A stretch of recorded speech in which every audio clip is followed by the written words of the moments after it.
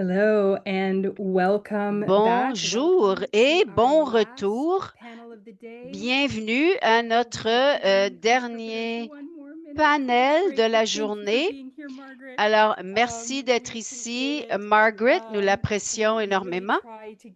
Alors, nous essayons de vous offrir une pause. Je sais que vous avez travaillé très fort aujourd'hui. Alors, je vais parler brièvement. Alors, voici notre dernière table ronde. Dans la section A, il va y avoir une autre table ronde dans la section B, si vous voulez rester, et je vais offrir mes remerciements après. Notre dernière table ronde aujourd'hui va examiner l'emploi, l'entrepreneuriat et l'accès aux prestations. Nous avons la modératrice Brittany Finley de l'Université de Calgary qui va être en conversation avec Edna Apiakubi de Prosper Canada, Cindy Christensen et une défenseuse des droits. Alors, je donne la parole à Brittany. Excellent. Bonjour, Amanda. Merci beaucoup d'avoir présenté tout le monde et de lancer la table ronde qui m'enthousiasme beaucoup et je crois que ça va nous offrir beaucoup d'informations. Alors, comme Amanda l'a mentionné, je m'appelle Brittany Finley. Je suis une associée de recherche au programme de recherche de politique sur le handicap à l'Université de Calgary. Alors moi, je suis ici essentiellement pour être le guide et donc les personnes qui participent à la table ronde sont les experts ou les expertes qui vont nous partager de l'information aujourd'hui. Alors, ceci dit, j'aimerais donner la parole à notre première panéliste. Premièrement, Edna, qui est agente principale au sein de l'équipe de Prosper Canada. Elle va nous parler aujourd'hui des outils en ligne gratuits qui augmentent l'accès aux prestations, y compris les personnes en situation de handicap. Edna, la parole est à vous. Bonjour, je suis basée à Toronto et donc il est maintenant 17h33. Alors, j'aimerais commencer par vous partager un lien à notre présentation préenregistrée qui est disponible sur le canal Le handicap sans pauvreté. Ça va vous donner d'autres informations au sujet de comment trouver les prestations pour personnes en situation de handicap. Je vous invite à consulter cette vidéo et je vais aussi vous offrir d'autres hyperliens pour nos outils. Je vais également vous partager mon écran pour vous donner une démonstration en direct afin de pouvoir contextualiser l'expérience des utilisateurs.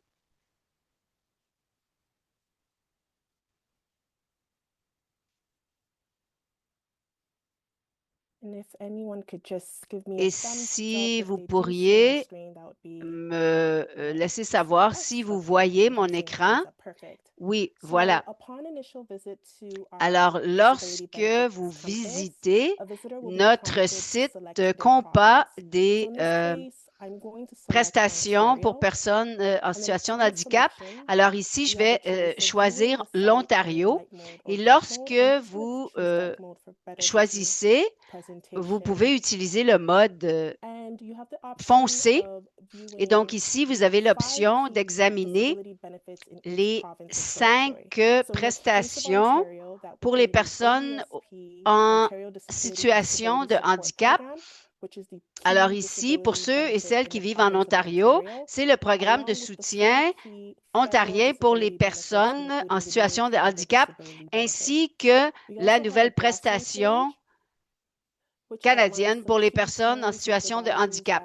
Alors ici, vous pouvez cliquer sur le glossaire qui vous donne toutes sortes d'informations au sujet de comment faire les demandes.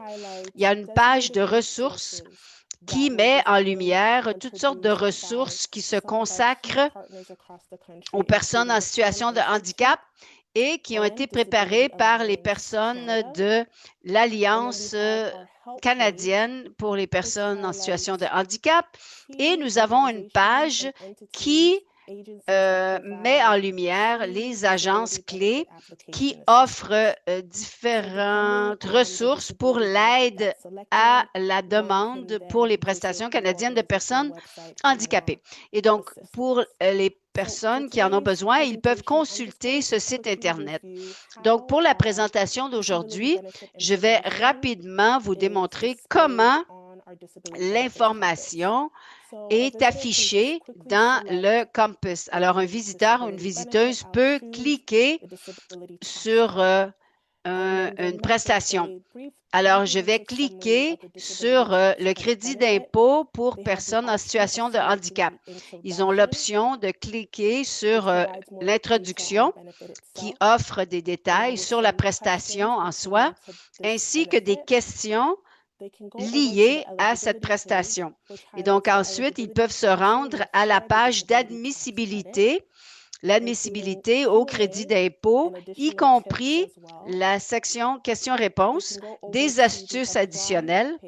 Ils peuvent se rendre à la page faire une demande. Et donc, les personnes peuvent suivre toutes les étapes pour faire une demande. Et si vous cliquez non ou je ne suis pas certain ou certaine, ça vous offre des détails supplémentaires, à savoir comment aller aux étapes précédentes. Nous avons également des instructions par rapport à quoi faire après avoir fait une demande pour voir si votre demande a été approuvée ou refusée. Ensuite, nous avons la foire aux questions et cette foire à questions a été conçue en consultation avec les experts du Plan Institute et du réseau de personnes en situation de handicap de la Colombie-Britannique. Et donc, en plus des questions posées fréquemment, nous avons des ressources. Alors ici, nous avons les informations au sujet de Plan Institute qui inclut 5 mythes au sujet du crédit d'impôt pour les personnes en situation de handicap et un guide sur les ressources de santé. Alors voici en revue un aperçu de ce qui est disponible sur notre compas, notre page où nous offrons des ressources pour les personnes en situation de handicap. Si vous allez au bas du furteur, nous avons des cartes qui vous offrent de l'information, à savoir quoi faire si votre demande a été refusée, comment accéder à un médecin, une lettre type de la part d'un médecin. En plus de ça, nous avons une vidéo ainsi que des instructions pour aider les gens à naviguer. C'est une ressource gratuite, sans frais, et personne n'a besoin de s'inscrire pour y avoir accès. Et si, à un moment donné, vous aimeriez trouver notre Wayfinder, vous pouvez le faire ici. Alors maintenant, je vais arrêter de partager. Et comme il a été mentionné dans la boîte de discussion, vous avez des liens qui vous offrent l'occasion de vous rendre au Wayfinder ainsi que le site Internet. Si vous avez des questions, envoyez un courriel à benefitswayfinder.org. Nous invitons toujours les gens à nous poser des questions ou partager des ressources. Alors, toute agence ou organisme qui fait partie de la section sur la santé peut offrir de l'aide gratuite. Et donc, nous sommes à la recherche d'autres agences partout au Canada ou dans les provinces qui peuvent aider les gens à faire une demande des prestations canadiennes pour les personnes en situation de handicap. Merci beaucoup, Edna, de nous avoir fait cette démonstration très utile. Ensuite, nous allons entendre Serena, une experte reconnue en services sociaux et en gestion du changement, possédant une vaste expérience des relations gouvernementales, du développement communautaire, du leadership et de l'élaboration de politiques. Elle va nous parler aujourd'hui du potentiel pour maximiser l'emploi aux personnes en situation de handicap au Canada. C'est à vous. Alors, bonjour, ça me fait plaisir d'être avec vous aujourd'hui. Et donc, oui, je suis une personne qui travaille dans le domaine des systèmes et pour aider les personnes qui ont des défis par rapport au handicap. Comme Brittany et Edna l'a partagé, toutes nos présentations sont en ligne sur la page YouTube ou le canal YouTube de Handicap sans pauvreté. Et j'aimerais vous parler du potentiel non exploité pour maximiser tous ces bénéfices. Alors, la pauvreté liée au handicap n'est pas un choix, c'est une conséquence des systèmes et de l'inaction. Alors, quand nous sommes rendus où nous en sommes, bon, il faut arrêter de prétendre que des petits ajustements ici et là vont fonctionner. Ça demande un changement systématique de la part des employeurs et des gouvernements. Nous devons agir avec urgence. Nous sommes ici aujourd'hui parce que les Canadiens et les Canadiennes en situation de handicap représentent un énorme potentiel. Et les lieux de travail et les communautés peuvent s'épanouir. Alors ici, si on regarde les employés handicapés, les gens en situation de handicap sont définis trop souvent par des hypothèses. Mais nous contribuons de l'expertise, de la résilience en milieu de travail. Il y a beaucoup de travailleurs et de travailleuses qui en ont besoin. L'inclusion nécessite de nous fournir les outils dont nous avons besoin afin de pouvoir travailler de façon flexible. Ça veut dire valoriser les forces et non les déficits. Alors, si on regarde le modèle axé sur les biens, nier l'accès aux gens veut dire nier les droits de la personne. Alors, c'est le moment de essentiellement agir. Utiliser des personnes types nous amène nulle part. Il faut que les employeurs confrontent les personnes en situation de handicap et nous avons besoin d'intégrer l'accessibilité dans les services qui sont offerts. Il y a toutes sortes de programmes de soutien, mais il faut s'éduquer nous-mêmes et utiliser ces systèmes. L'inclusion, ce n'est pas la charité, c'est une stratégie. C'est véritablement une stratégie qui nous mène à l'innovation. Et l'équité signifie offrir aux gens ce dont ils ont besoin et ne pas faire semblant que les gens se retrouvent tous au même endroit. Et enfin, je crois que les gouvernements doivent agir de façon urgente.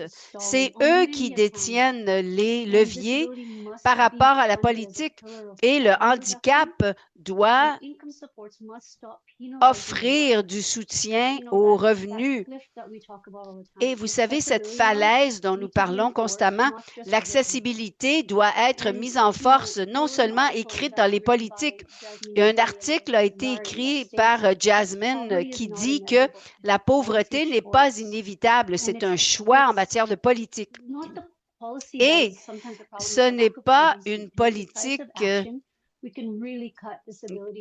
En fait, si nous étions en action, nous pourrions vraiment diminuer les choses de 25 pour amener le Canada sur la bonne voie. L'inclusion repose la justice pour bâtir cette nation.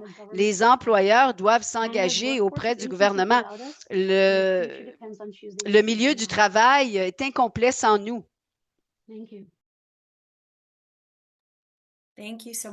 Merci beaucoup, Serena. Il y a eu des points vraiment importants. Je pense que je vois des mains de beaucoup de gens qui sont d'accord dans l'audience. Donc, merci beaucoup. Je vais maintenant passer le micro à notre troisième panéliste, Cindy. Je pense qu'elle prendra un moment pour se présenter et parler un peu de ce sur quoi elle va se concentrer dans cette fleur de l'emploi et des prestations. Donc, je remets la parole. Je te remets la parole. Oui, je m'appelle Cindy. Je suis basée à Ottawa, donc je suis une analyste en politique et aussi une chercheuse. Aujourd'hui, j'aimerais partager avec vous mon projet de recherche actuel. J'ai des expériences vécues avec en rapport au handicap, donc je vais partager l'écran. Ça peut prendre quelques instants, vous allez le voir. OK, c'est bien. Donc, je voudrais vraiment explorer la façon dont l'art créatif peut être un chemin pour la réduction de la pauvreté pour les gens vivant avec un handicap. Et c'est pour les parents et les personnes qui ont un handicap visible et non visible. Pour moi-même, j'ai un handicap qui est non apparent. Donc, par le biais de mon expérience vécue, j'ai vu beaucoup d'enjeux à propos de l'emploi, avoir accès aussi à du financement, des choses comme ça. Avec la pauvreté, ça a vraiment un impact pour les gens qui ont un handicap. Ça crée aussi beaucoup d'exclusion sociale, beaucoup d'obstacles significatifs à l'emploi traditionnel. Les choses avec handicap, souvent, je dirais, les personnes régulières ne savent pas vraiment ce que sont ces obstacles. Ils n'ont pas vraiment le même genre d'empathie. Donc, c'est vraiment important de parler, de dénoncer de parler de ces défis et de voir comment il y a différentes façons où on peut créer des chemins et d'autonomisation économique pour ces personnes, que ce soit quelqu'un qui est entre deux emplois ou on peuvent aussi regarder une façon à long terme de se créer un revenu. Donc, il y a tellement de choses que faire avec l'art. Donc, heureusement, on vit au Canada et il y a beaucoup de financement pour l'art visuel, les arts de performance, la musique numérique, la littérature au Canada. Lorsque les gens veulent écrire un livre, on peut en fait avoir un numéro gratuit de SPN. Aux États-Unis, ce n'est pas le même cas. Donc, les gens doivent passer à travers une maison d'édition traditionnelle. C'est très difficile et parfois, ça coûte très cher aussi. Donc, il y a beaucoup de soutien de la part du gouvernement là-bas. Mais ça ne signifie pas que c'est parfait. L'art donne beaucoup de liberté pour les artistes handicapés. Ils peuvent s'exprimer, ils peuvent communiquer dans leur façon, avec leur point de vue unique différent. Et il y a différentes façons avec lesquelles ils peuvent créer de l'art. Donc, mon hypothèse est que j'aimerais exprimer la relation entre l'adoption des technologies numériques dans l'art et la réduction de la pauvreté pour les artistes en situation de handicap, en retirant les obstacles traditionnels d'inaccessibilité. Comme vous le savez, il y a beaucoup d'artistes qui aimeraient montrer leur art à certains endroits, mais ce n'est pas tous ces endroits qui sont accessibles, spécialement les endroits, les emplacements physiques. On voit maintenant, c'est l'hiver, peut-être que quelqu'un utilise une chaise roulante, comment vont-ils aller à un endroit, un emplacement? C'est très, très difficile et on a besoin de trouver une façon qui soit accessible pour tous, pour les artistes et aussi ceux qui veulent aller visiter ces endroits. Donc, par le biais des sources que je veux regarder, on a vu Open Canada, le Conseil canadien pour les arts, Statistique Canada. La plupart de la recherche, ce sont à sources ouvertes. J'aimerais être très ouverte et très transparente. Les participants aussi qui sont prêts à être interviewés virtuellement ou s'ils veulent dans la région d'Ottawa, aussi je peux les interviewer en personne, qu'ils soient en ce moment un artiste ou ils ont vraiment une expérience vécue du fait de vouloir devenir un artiste, mais qui ont fait face à certains obstacles. Donc, on aimerait bien avoir leur réflexion là-dessus. Donc, certaines statistiques que j'aimerais partager, donc, ça a été mis à jour en 2024. Donc, une étude de 200 artistes et plus handicapés. 70 d'eux font face à des barrières de financement. Il y a des expositions virtuelles, des ventes en ligne. Ça a augmenté le revenu de 25 à 40 pour ces utilisateurs. Donc, il y a encore beaucoup de besoins pour avoir des politiques. Comment on va surmonter les obstacles. Statistique Canada indique que 27 des Canadiens vivent avec un handicap, avec 40 qui vivent dans la pauvreté. versus 12% chez les gens qui n'ont pas, chez les artistes qui n'expérimentent pas un handicap. Donc, la forme d'art, c'est employer une personne qui est propriétaire unique, donc qui n'est pas un employé. Ici, on a l'interprétation en français. Ici, on a le sous-titrage, aussi la langue des signes. C'est une façon pour nous d'être accessible. Donc, comment peut-on amener cette forme-là dans le monde des arts? Et aussi, une autre statistique qui est concentrée sur la réduction de la pauvreté. Donc, celle-ci, c'est les Canadiens ayant un handicap sont 2,5 plus enclins à vivre dans la pauvreté extrême. Moi-même, j'ai dépensé beaucoup d'argent sur beaucoup de rendez-vous médicaux. On doit travailler, mais tout ceci va payer tous les rendez-vous, essayer de demander des prestations pour les personnes handicapées. C'est pas tout le monde qui est approuvé pour ces prestations. Donc, maintenant, il y a beaucoup de financement qui est nécessaire. Donc, trois choses que je pense sur lesquelles on devrait se concentrer. Je vais explorer ceci dans ma recherche. Donc, la première chose, c'est ce que celui a dit, d'avoir une politique plus inclusive, donc l'intégration des standards de technologie dans les subventions pour les arts, peut-être aussi via le Conseil canadien pour les arts, même peut-être des plus petites organisations, plus de technologies accessibles, peut-être plus mentorat, des technologies ouvertes et d'autres opportunités, aussi l'établissement de capacités. Plus d'ateliers, plus d'engagement, de collaboration. Donc, ensemble, on espère qu'on pourra construire un monde meilleur. Donc, c'est ma recherche qui se déroule en ce moment, qui, j'espère, sera publiée au printemps de 2026. Et ça va être beaucoup des données, de sources ouvertes et j'espère que ce sera très succinct.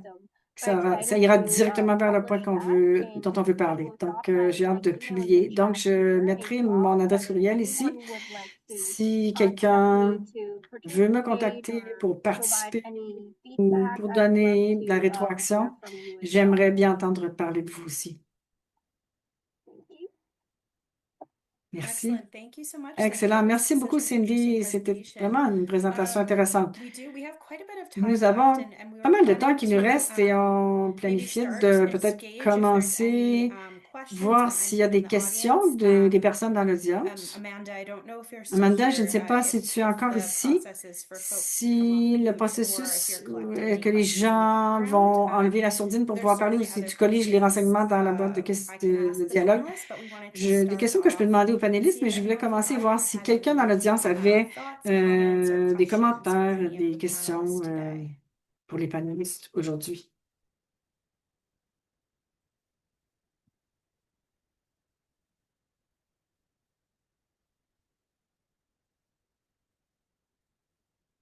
D'accord.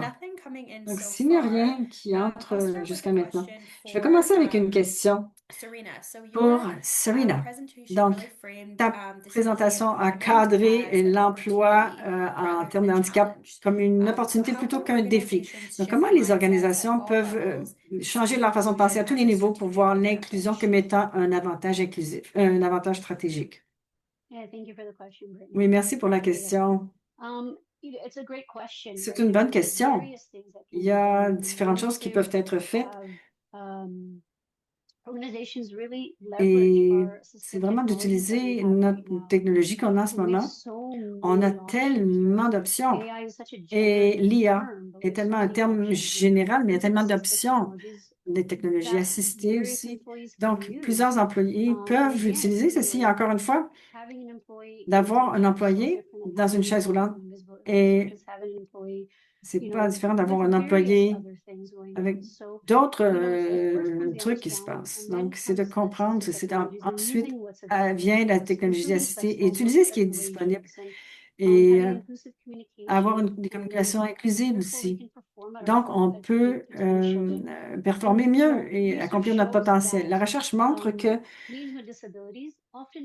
les gens les employés avec un handicap excèdent les attentes aussi. Donc, on a besoin aussi, je crois, faire les descriptions d'emploi. On a besoin d'aller plus loin que juste parler d'accommodation pour faire en sorte que les accommodations soient simples. On parle du design universel. On a besoin de regarder ça. On a besoin d'aller plus loin. Et je pense qu'on a besoin de comment amener des changements et prendre avantage de l'inclusion pour différencier certaines choses. Dans la révolution industrielle, comme on m'a rappelé hier, nous avons appris dans cette révolution que maintenant on comprend. On a compris à cette époque et on espère qu'on le comprend encore que les employés sont plus productifs lorsqu'ils sont heureux. Les organisations sont concentrées sur leurs employés, sur les gens. Donc, tout le monde a une valeur. Tout le monde devrait faire partie de l'économie, être capable de contribuer, ne pas être isolé. Et le télétravail est faisable. La technologie, elle existe. Il y a des solutions simples pour comparer il y a plusieurs années, étant donné la pandémie aussi, à travers laquelle on a passé. Donc, ça ferait facile d'inclure tout le monde. Et sans accès au travail et le revenu, qui souvent inclut les bénéfices, les prestations médicales, ça met les gens à risque de pauvreté s'ils n'ont pas accès à ces prestations. Merci, Serena. On avait deux questions qui sont entrées dans la boîte de conversation. Je vois qu'il y a une main levée, donc je vais faire la question dans la boîte de dialogue en premier pour maintenir l'ordre et ensuite on ira à la question pour la personne qui a levé la main. Donc, la question qui est entrée dans la boîte de dialogue est pour Cindy. Est-ce que tu peux parler un peu plus du collectif en art, comment les communautés peuvent se soutenir les uns les autres? L'individu a noté que c'est souvent tellement compétitif d'obtenir une subvention ou de trouver des espaces pour présenter son travail. Oui, c'est très, très compétitif. Et dans ma recherche, je vois toujours les mêmes organisations qui obtiennent les subventions. Et la façon dont ça fonctionne, c'est parce que le gouvernement a comme approuvé ces organisations. Donc, il les voit et s'ils ont reçu une subvention dans le passé, c'est plus probable qu'ils vont en recevoir une autre dans l'avenir. Donc, c'est très compétitif pour les nouvelles organisations, les plus nouvelles comme moi-même, qui veulent finalement recevoir une subvention pour la recherche. Mais c'est via beaucoup de collaboration, beaucoup de réseautage. Donc, à Ottawa, en ce moment, je travaille avec une autre plus petite organisation qui n'a pas un focus dans les arts, mais qui se concentre dans les sports. Donc, c'est pour les sports et le handicap. Et c'est via cette connexion-là qu'on peut, d'une certaine façon, travailler ensemble à créer une façon, ou peut-être il y aura certaines façons où on pourra écrire une application pour une subvention, peut-être qui améliorera nos chances d'être choisis, peut-être aussi comme une plus petite organisation comme le collectif Les Arts, on n'a pas de bureau, on n'a pas des gens qu'on doit payer. Donc, finalement, c'est très, très petit. Donc, c'est micro-subvention, je dirais. Lorsque vous pensez à demander une subvention, allez pour une micro-subvention et collaborer et travailler avec des plus petites organisations qui pourraient être de la même grosseur dans la communauté. Fantastique. Bon point. Bon conseil, Cindy. Bien apprécié. Je vais aller à la deuxième question dans la boîte de dialogue et ensuite, Denise, on ira vers toi. La deuxième question est pour Edna. Est-ce que tu as des statistiques à propos de combien de personnes ont accès à ta recherche de prestations? Comment on peut passer le mot aux gens qui ne connaissaient pas encore? Oui, merci beaucoup d'avoir posé cette question. Oui, j'ai des statistiques et donc si vous me donnez un moment, je veux vous offrir des chiffres précis, mais nous avons mené une étude longitudinale et il y a plusieurs personnes qui ont utilisé nos outils et depuis l'année 2023, le moment où l'étude a été menée, depuis ce temps-là, le chiffre a doublé. Et je vais vous donner un chiffre précis dans la boîte de discussion. Et une des façons de s'assurer que les gens soient sensibilisés, c'est par le biais de nos champions qui sont répandus partout au pays. Alors, il y a des gens qui utilisent notre Wayfinder et le Compass pour offrir des renseignements de sensibilisation à leur communauté. Ils font la promotion de nos outils pour s'assurer que la sensibilisation a augmenté par rapport au site Compass et le Benefits Wayfinder. Parfait. Merci beaucoup, Edna. C'est très, très utile. Merci de chercher ces chiffres pour les indiquer dans la boîte de discussion. Alors, Denise, la parole est à vous.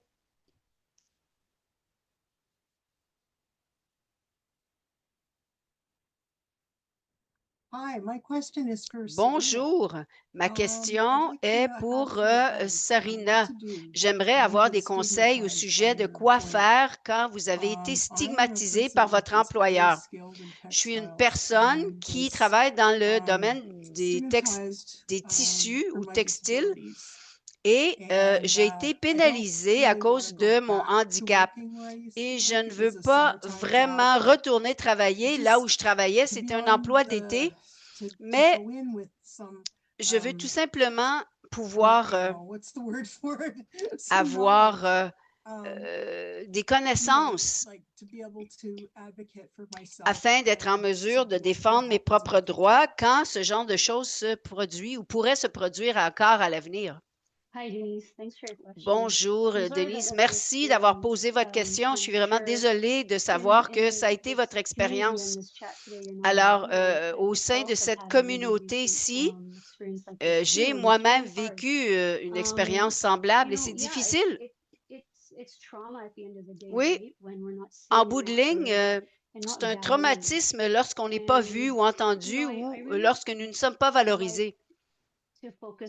Alors, je voudrais vraiment me concentrer sur quel est le rôle que je peux jouer. Que pouvons-nous faire pour continuer à défendre nos propres droits? Est-ce qu'on devrait être obligé de faire ça? Bien, probablement pas. Mais où pouvons-nous partager des choses ou trouver de l'information qui pourrait nous donner les moyens? Compte tenu de votre expérience, de vos compétences et que vous ne voulez pas retourner à votre employeur et que vous souhaitez être à la recherche d'autres occasions, ben, lorsque nous passons un entretien ou une entrevue, c'est de regarder ou chercher la position ou l'énoncé de mission de l'entreprise. Quels sont leurs objectifs, leurs plans pour le futur, et pas seulement de regarder le nom de l'entreprise. Examinez leur plan stratégique, parce que sur le plan stratégique, vous pouvez voir qu'est-ce qu'ils priorisent et apprenez-en davantage au sujet de l'entreprise et qui travaille là. Et si vous ne pouvez pas faire tout ça, pas de problème. On vous a accordé une entrevue. Ben, il y a un moment où vous pouvez poser des questions. C'est une interview pour nous, mais aussi un moment où vous pouvez interviewer votre employeur potentiel. Alors, encore une fois, à ce stade-là, je demanderais ou je poserais la question à savoir quelles sont les politiques de l'entreprise par rapport aux personnes en situation de handicap. Comment est-ce que la personne avant moi a travaillé ou a occupé ce poste? Où est-ce qu'il y a de la place à la croissance? Et donc, en posant ces questions, vous pouvez déterminer s'il y a un bon jumelage entre vous et l'entreprise et vice-versa. Parce que, bon, c'est stressant, ça cause des préoccupations, mais c'est aussi enthousiasmant parce qu'à ce moment-là, vous pouvez forger votre propre chemin, vous pouvez déterminer où vous voulez aller. Et j'espère bien qu'il va y avoir de plus en plus d'entreprises qui ont l'esprit ouvert Et à ce moment-là, vous allez savoir si cette entreprise va vraiment allier ses paroles à ses gestes ou ses gestes à ses paroles. Et si cette entreprise est axée sur les personnes ou les employés, j'espère avoir répondu à votre question. Oui, je vois un cœur et un pouce levé. Alors, je crois que c'était une excellente question. Merci, Sarina. Merci, Denise, de nous avoir posé cette question et nous avoir partagé votre témoignage. Il n'y a pas d'autres questions et moi, j'en ai davantage, mais il nous reste encore du temps. Alors, s'il y a d'autres questions, vous pouvez lever la main ou vous pouvez mettre vos questions dans la boîte de discussion. Ah, je vois une autre main levée. Vanessa, la parole est à vous.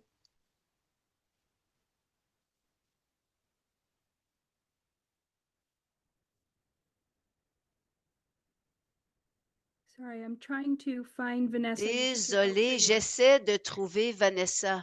Ah, vous êtes là? Oui, bonjour, désolée, vous m'entendez? Oui. Alors, ma question est la suivante. C'est pour Cindy. J'ai vraiment apprécié votre présentation.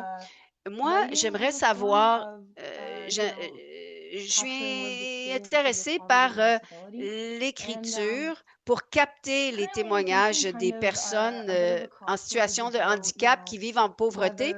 En ce moment, je suis à la croisée des chemins, à savoir si je devrais faire des études en maîtrise afin de pouvoir faire en sorte que ma recherche soit considérée comme étant de confiance. Mais en ce faisant, j'ai peut-être le risque de devenir éloigné des relations interpersonnelles. Alors, j'aimerais savoir ce que vous en pensez. Qu'est-ce qui vaut plus la peine de suivre en tant que cheminement? Alors, moi, je suis une immigrante et une personne qui s'est éduquée. Alors, je détiens beaucoup de diplômes universitaires. Alors, ce que j'aimerais vous dire, c'est si vous aimez quelque chose, que ce soit l'écriture, en ce moment, c'est un excellent temps pour pour apprendre. Parce que pendant les études, je vous recommanderais de prendre des études, suivre des études en mentorat et en leadership, parce qu'à ce moment-là, vous avez beaucoup plus d'exposition. Alors, la CBC ou le Writers Trust ont des bourses qu'ils offrent aux gens où vous pouvez recevoir une allocation. Généralement, ce sont des programmes de 6 mois, 12 mois ou même 1 an où vous pouvez créer une tonne de liens. En ce moment, si vous êtes en mesure de trouver un programme de maîtrise qui est bref, comme celui offert à l'Université d'Ottawa, c'est comme un programme de maîtrise d'une durée de 8 mois. C'est un programme accéléré. Il y en a un aussi qui est offert à Halifax. Donc, je vous recommanderais de suivre les programmes plus brefs parce que, essentiellement, moi, je détiens 2 maîtrises et j'ai trouvé que quand vous faites des études en maîtrise, vous êtes coincé dans cette espèce de boucle. Alors, moi, je faisais des excuses. Je disais, je suis en train d'étudier pour un diplôme. Je n'ai pas le temps d'écrire. Et on a vraiment besoin de s'asseoir pour écrire. Et je ne crois pas qu'avoir un diplôme va nécessairement faire en sorte que vous allez vouloir écrire davantage. Maintenant, si quelqu'un était pour dire, je ne vais pas vous embaucher ou vous donner un contrat, à moins que vous ayez une maîtrise, moi, je vous dirais, vous ne voulez pas travailler avec ces personnes-là de toute façon. Alors, il faut peut-être s'asseour et faire une liste des pour et des contre. Peut-être que vous pourriez recevoir une bourse. C'est magnifique en tant qu'avantage. Et sinon, peut-être que vous pourriez travailler à temps plein à un autre endroit. Dressez une liste et posez-vous la question à savoir, devrais-je faire ceci ou cela? Et en tant que personne qui a 2 maîtrises et une maîtrise de Harvard, je dois vous dire que ça dépend vraiment de vous, mais ce n'est pas un diplôme qui va changer la façon dont vous écrivez. Si vous avez les compétences et vous avez le pouvoir de rédiger des témoignages, ben, vous pouvez écrire de votre propre point de vue. Excellent. Merci beaucoup, Cindy. Et merci, Vanessa, d'avoir posé la question. Maintenant, je vois que Donna a la main levée. Allez-y, Donna. Une fois que j'allume votre micro, vous pouvez poser votre question. Oui, bonjour, merci. J'aimerais vous dire que j'ai vraiment je me suis identifiée à ce que Serena a mentionné, pas en tant que nouvelle employée, mais une personne qui est à l'emploi d'une entreprise qui existe déjà. Et j'ai passé différentes étapes de handicap et une personne qui a eu à naviguer ces eaux. Chaque fois qu'il y avait une nouvelle administration, je me retrouvais en train d'être obligée de défendre mes droits encore et c'est tellement épuisant. Mais une des choses que Serena a mentionnées, c'est d'examiner les politiques de l'entreprise. Et donc, j'ai été en mesure d'amener ça lors de chaque rencontre et leur dire, voici ce que l'entreprise dit au sujet de l'inclusion et le handicap et les accommodements. Et ça, ça a ajouté un certain poids à la conversation et nous a permis d'arriver à un terrain commun pour travailler ensemble afin que ces choses que vous ayez publiées soient vraiment la réalité. Et donc, je voulais partager une expérience que moi, j'ai vécue. J'aimerais remercier les personnes qui ont partagé jusqu'à maintenant. Ce colloque a été absolument incroyable et j'ai apprécié toutes les personnes qui ont partagé. Merci. Alors, Donna, merci d'avoir partagé votre expérience vécue parce que c'est très complémentaire aux choses que nos panélistes ont discutées. Merci beaucoup d'avoir partagé. Nous l'apprécions énormément. Il nous reste probablement le temps pour une autre ou deux autres questions. On n'a pas entendu Edna. Alors, j'aimerais vous poser d'autres questions au sujet du Benefits Wayfinder et le compas. J'aimerais savoir à quelle fréquence mettez-vous à jour ce site compte tenu des choses qui sont constamment changeantes et quels sont les avantages d'utiliser vos outils plutôt que de rechercher de l'information sur les sites Internet du gouvernement? Oui, c'est une question très importante. Pour répondre à votre première question, nous mettons à jour nos outils fréquemment afin d'offrir de l'information à date. Et donc, nous validons notre contenu avec les sites Internet du gouvernement et sur une base mensuelle et quotidienne.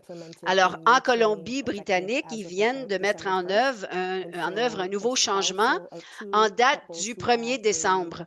Alors, un couple qui a été désigné comme étant handicapé va recevoir le plein montant. Et donc, ça est en vigueur depuis le 1er décembre. Et donc, nous avons dû mettre à jour notre site. Et donc, nous nous assurons de faire en sorte que notre site Internet soit mis à jour selon les changements qui existent.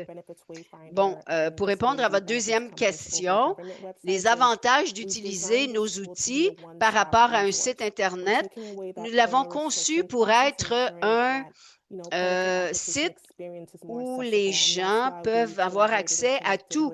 C'est la raison pour laquelle nous avons collaboré avec le Plan Institute et aussi l'Alliance de handicap canadien afin de pouvoir partager l'expérience vécue des gens qui ont fait une demande de prestation et nous nous assurons aussi que notre contenu soit vraiment consolidé. Nous retirons tout le jargon que nous retrouvons souvent sur un site gouvernemental. Nous nous assurons que les informations soient faciles à comprendre et accessibles. C'est l'avantage d'utiliser nos sites par rapport à un site Internet du gouvernement afin d'assurer que ça se retrouve tout à un même endroit et facile à utiliser. That's so awesome. Thank you so much, Edna. C'est super, merci beaucoup. Ceci étant dit, je pense qu'on va terminer avec le panel. Merci à nos panélistes, Cindy, Serena, Edna.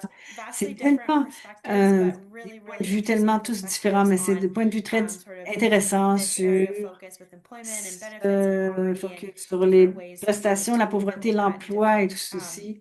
Et regarder ceci sous différentes lentilles, sous différentes perspectives. Donc, merci à tous les interprètes que nous avons ici. Merci à tous les supports, les gens du soutien technique. Je sais, ce genre d'événement, ils sont une grosse entreprise, tout ceci. Ils ont fait vraiment un travail fantastique ici, Handicap sans pauvreté. Je remets la parole à Amanda pour donner les mots de fin et merci à tous d'avoir été là et d'avoir demandé vos questions. Songez. Merci. Merci, Brittany, pour cette animation et pour cette fin aussi.